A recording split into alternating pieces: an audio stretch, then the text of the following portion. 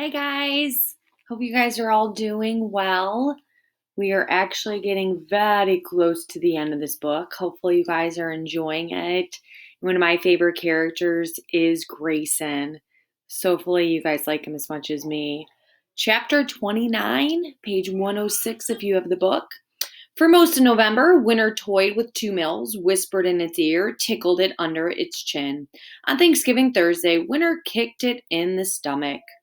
Idiom. But that didn't stop the old man and boy from joining the 10,000 who thronged to the stadium on the boulevard to see the traditional high school football game. The Arctic air laid panes of ice over the crayfish edge pools of Stony Creek. The effect was the opposite of human noses. Maniacs and graces ran like faucets. Simile? And not a handkerchief in sight. They deputized their sleeves and grabbed handfuls of napkins from the refreshment stand.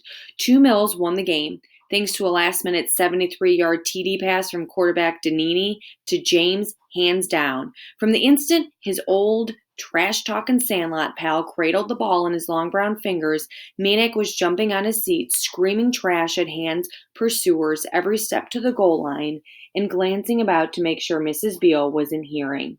By the time they got back to the baseball room, they were nearly frozen, but the freeze was good, for it made the warmth of the little apartment all the more welcome.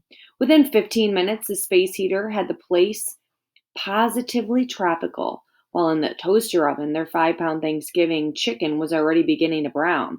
A pair of hot plates and a squad of pots were pressed into action, and by mid-afternoon, the two were sitting down to a feast of roast chicken, gravy, cranberry sauce, applesauce, SpaghettiOs, raisins, pumpkin pie, and butterscotch crimpets. Maniac thought of Thanksgivings past, of sitting around a joyless table, his aunt and uncle as silent and lifeless as the mammoth bird they gnawed on. He said this grace, "Dear God, we want to take this opportunity to thank you for the best Thanksgiving dinner we ever had." Well, I ever had. Guess I shouldn't speak for my friend Grayson. He peeked across the table. "Grayson," he whispered, "is this your best one, too?" The old man opened one eye. He shrugged. "Don't know. Ain't tasted yet." Maniac glared, rolled his eyes upward, hissed, "Grayson?" The old man flinched. "Uh-huh." He squinted one eye at the chicken. "Yeah, I guess it is. The best?" Maniac prompted. "The best," Maniac went on.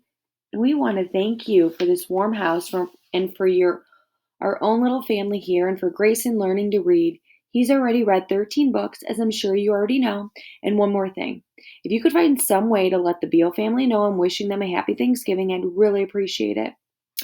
They're the ones in 728 Sycamore Street in case there's any other Beals around. Amen."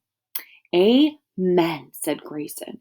They stuffed themselves silly. They collapsed and listened to polka music. Grayson had brought over a record player a week before, along with his entire music collection, 31 polka records. Grayson loved polkas. Of course, one cannot listen to polka music for long before getting up and dancing, which is what the two Thanksgivers did as soon as their bloated stomachs allowed. They danced and they laughed, record after record. Whether it was the polka that they had danced is another question. It was nearly dark, both of them having recollapsed when Maniac said, "Is there any paint around?" "Guess so," said Grayson. "What for?" "You'll see. Can you get some? And a brush?" The old man dragged himself up. "What color?" "How about black?" 5 minutes later, the old man was back. "Got brown? That do?" "Fine," said Maniac. He opened the can, stirred the paint, put a jacket on, grabbed the brush, and went outside. Grayson followed. He watched the kid paint on the outside of the door in careful strokes the numbers 101. Maniac stepped back, admiring his work. 101, he proclaimed. 101 Banshao Boulevard. This really says a lot, guys. There's a deeper message here that we all take for granted, our house and shelter that we have. All Maniac really wants is that address.